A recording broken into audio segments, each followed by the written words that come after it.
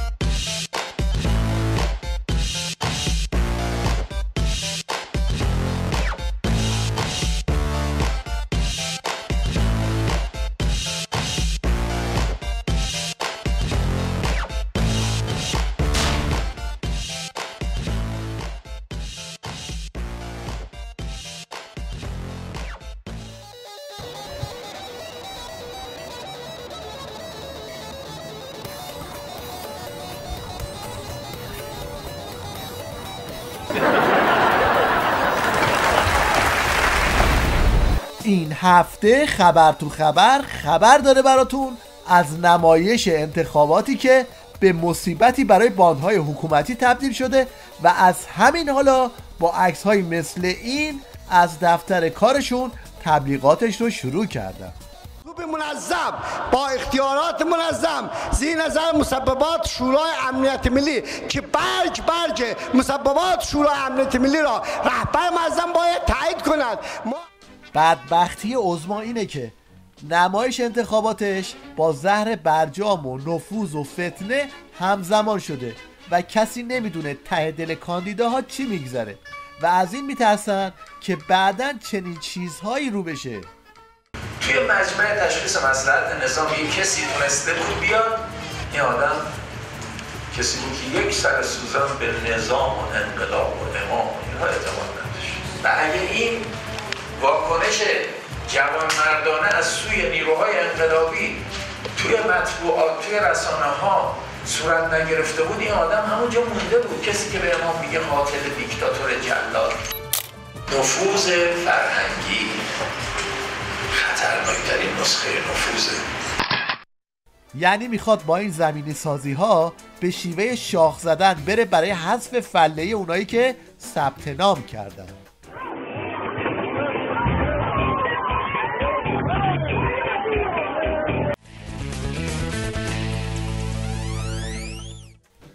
قرار بود برجام طناب تحریما رو از گردن عظما باز کنه، اما هنوز هیچی نشده. طنابا رو دارن سفت‌تر میکنن. نمایندگان کنگره آمریکا در حال بررسی 2 طرح دیگر علیه سپاه پاسداران انقلاب اسلامی هستند.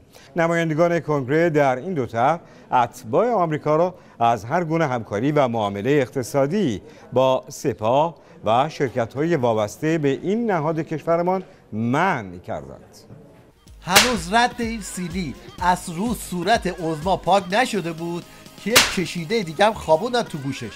این بار مجوز کنگره برای برداشتن پول از حساب آخونده.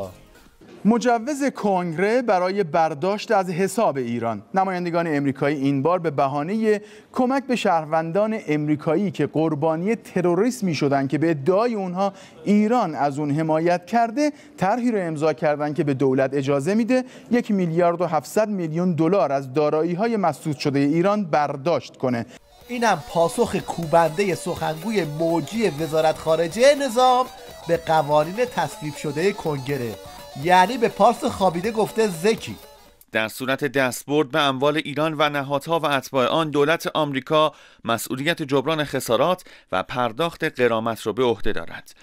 با این حرفا میخواد قیافه بگیره و بگه هنوز یه پشمی به عمامه نظامشون مونده، اما خبر نداره که دیگه کسی تو دنیا برای این فیگورا تره هم خورد نمیکنه.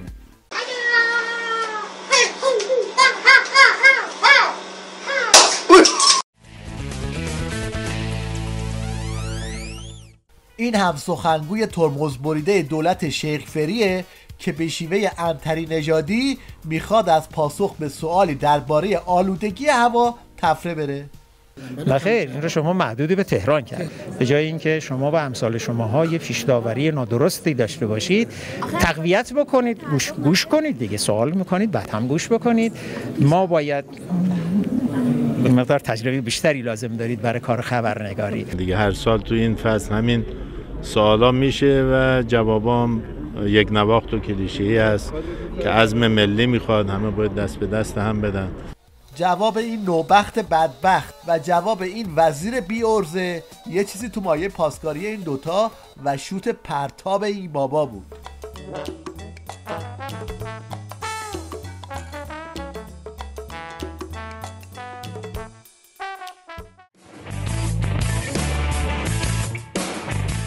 این هم یک فقره اعتراف از زبون معاون شیخ فری که هم نفرت مردم از حکومت رو نشون میده و هم بی اثر شدن روزه‌های آخوندی رو.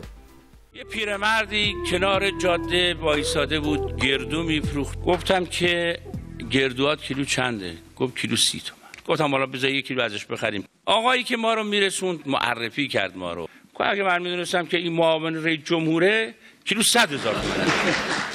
حالا که کار به خاطر بازی کشید، یه خاطره هم از دلقک خمینی بشنوید که پته یکی از همریش‌های خودش رو اینجوری میریزه رو آب.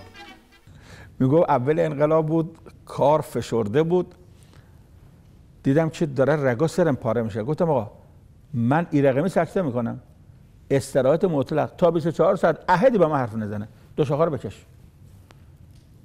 باش. رئیس دفترش گفت، یه نفر اومد گفت آقا من از فلان جای ایران اومدم، 24 ساعت با کمازیاد اجتماعی بودم، 24 ساعت بعد برگردم، رو ساعت 1 دقیقه با وزیر کار دارم، شما اجازه ندید من به خاطر 1 دقیقه تهران غریبم باید برم مسافرخونه و فلان. میگفت من دلم سوخت. گفتم آقای وزیر ایشون میگه 1 دقیقه، حالا شما 1 دقیقه به ایشون وقت بده، بعدم 24 ساعت بر استراحت کن. گفت بیش از 1 دقیقه نشه.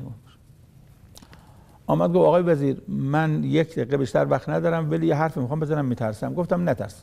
گفت میترسم. گفت میترسم. گفتم بابا 1 دقیقه تموم شد، برو، یا بگو یا برو. گفت نترسم. گفت نه نترسم، نه نترس. آقای وزیر به قدری از تو وزیر بده میاد که دلم میخواد با چاقو تیکه تیکت کنم. ولی 1 دقیقه من تموم شد رفتم. میگفت رفت دیگه خواب سرم پری. میگفت اون روزی که تصمیم گرفته بودیم 24 ساعت استراحت کنیم، خدا اینو فرستون، حالی از من گرفت.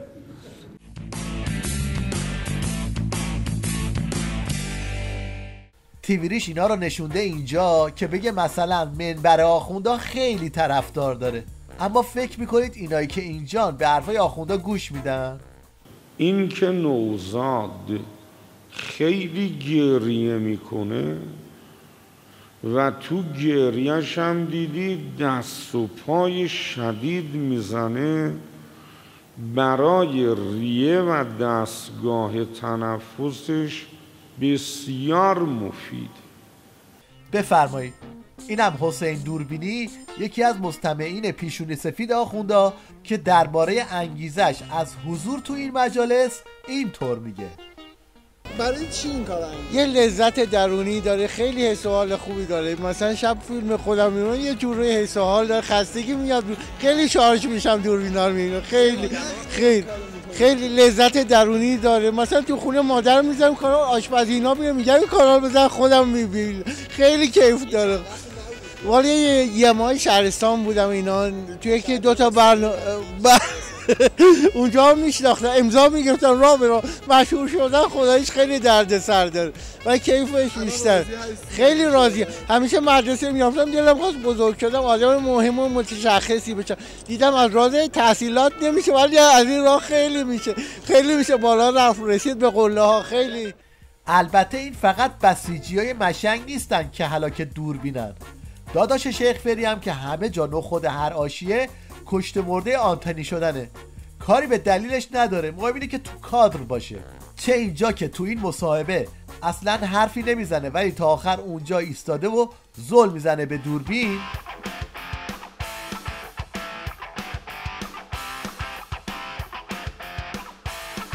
و چه تو نیویورک یا در مذاکرات.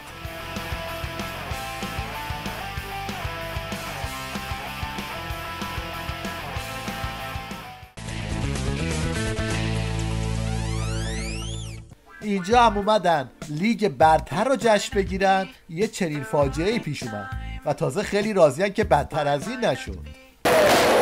جشن پایان لیگ برتر البرز. سعی کردیم یه برنامه‌ریزی بشه، یه مقدار تنوعی باشه نسبت به سال‌های گذشته. این تنوع اینقدر دقیق برنامه‌ریزی شده بود که کار کشید به اینجا. مثلا بچه‌ها یه خورده سوختگی خیلی کمی داشتن، ولی اونم به نوع خودش قشنگ بود. با این وضع هیچ بعید نیست که دفعه بعد هم اینطوری بشه.